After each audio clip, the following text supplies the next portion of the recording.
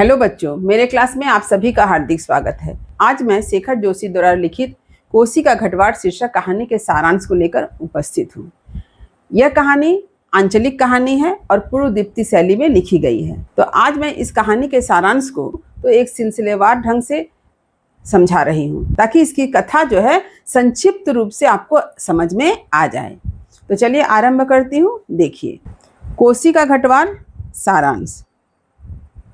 गुसाई अनाथ है और अपने काका के पास रहता है।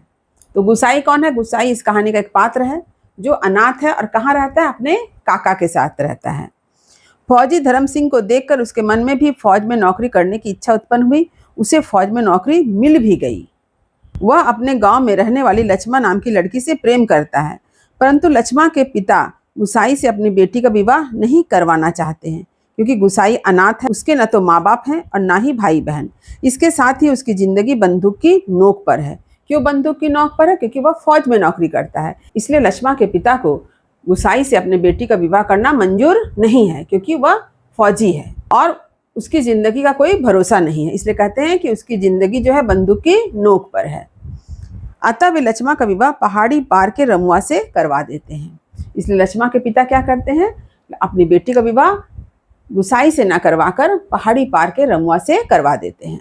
लक्ष्मा के विवाह के बाद गुसाई काफी दुखी होता है। वह विवाह न करने का फैसला करता है और 15 साल की नौकरी में कभी भी छुट्टियों में अपने गांव नहीं आता है।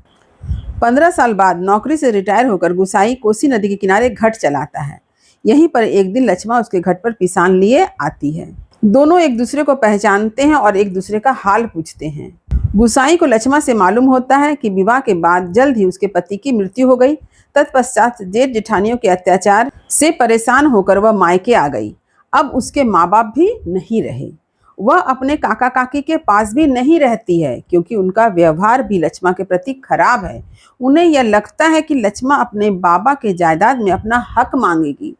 यही कारण है कि वह अपने बलबूते पर अपने 6 साल के बेटे के साथ जीवन यापन कर रही है। लक्ष्मा के घर की स्थिति अत्यंत दयनीय है। यह बात लक्ष्मा के बेटे के द्वारा गुसाई को पता चलती है। वह लक्ष्मा को रुपये देकर उसकी मदद करना चाहता है, परंतु स्वाभिमानी लक्ष्मा रुपये लेने से मना कर देती है।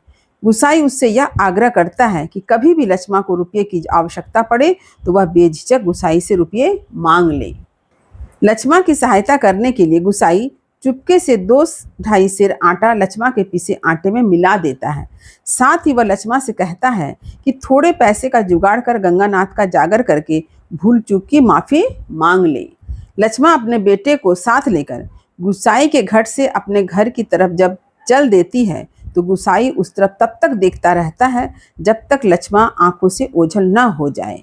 लक्ष्मा के चले जाने के बाद गुसाई का जीवन अकेलापन से भर जाता है। तो यह हुआ कहानी का सारांश, जिसे मैंने संक्षिप्त रूप में आपके समक्ष प्रस्तुत किया है कि गुसाई और लक्ष्मा यही दोनों कहानी के मुख्य पात्र हैं। गुसाई नायक है और लक्ष्मा नायिका है। तो उम्मीद करती हूँ कि कहानी का सारांश भी आपको अच्छी तरह से समझ में आ गया होगा।